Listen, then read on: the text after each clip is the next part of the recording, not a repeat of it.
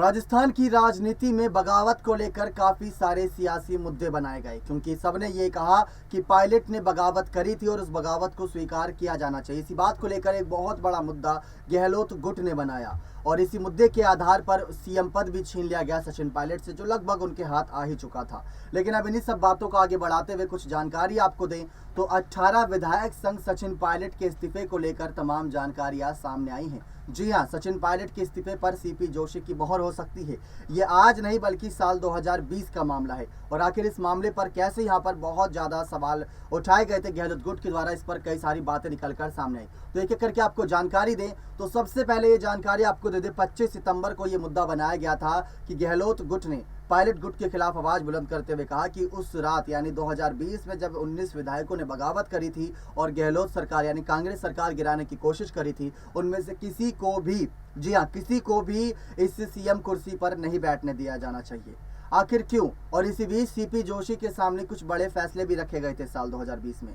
आप हमारी ये खास रिपोर्ट देखें जिसके माध्यम से आपको ज़्यादा जानकारी मिलेगी कि कैसे उस रात 2020 में क्या कुछ हुआ था, जिसकी वजह से आज 2022 में पायलट का जो गुट है उसको भुगतना पड़ रहा है। पायलट तो चुप्पी साधे हुए हैं, पायलट ज़्यादा कुछ बातें करते नजर नहीं आया आला कमान के फैसले पर, लेकिन जनता चाहती है कि पायलट इस सीएम कुर्सी पर आए। देखिए आप हमारी ये खास रिपोर्ट। रविवार 25 सितंबर को अचानक हुए घटनाक्रम ने राजनीतिक गलियारों में खलबली मचा दी।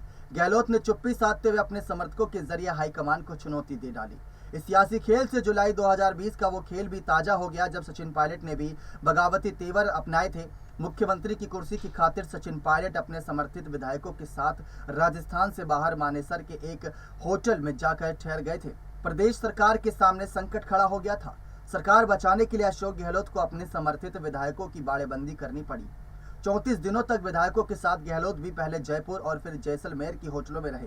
बाद में सचिन पायलट और उनके समर्थित विधायकों ने सरेंडर किया और सदन में गहलोत सरकार का साथ दिया तो सरकार संकट से टली।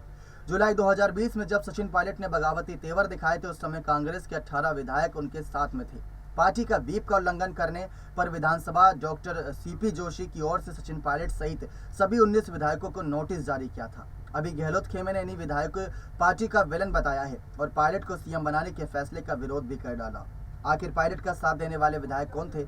उनके अगर नाम बताएं तो उसमें विश्वेंद्र सिंह, रमेश मीणा, भंवरलाल शर्मा, दीपेंद्र सिंह शेखावत, हेमाराम चौधरी, गजेंद्र सिंह शक्तावत, रामनिवास गावड़िया, इंद्र राज गुर्जर, गजराज खटाणा, राकेश पारेख, मुरारी लाल मीणा, पीआर मीणा, वेद प्रकाश सोलंकी, सुरेश मोदी, मुकेश भाकर, हरीश मीणा, ब्रजेंद्र ओला और अमर सिंह इस फेहरिस्त में मौजूद थे।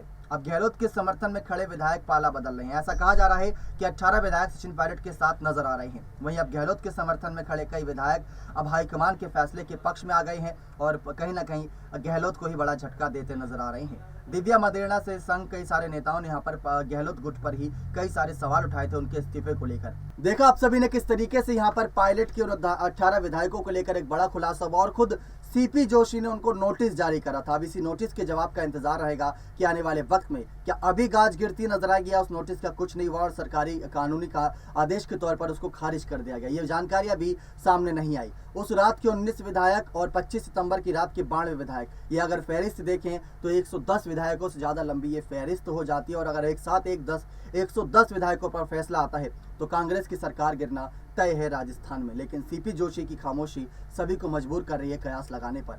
बन रहे चैनल के साथ ऐसी और ताज़ा जानकारियों के लिए बहुत बहुत धन्यवाद।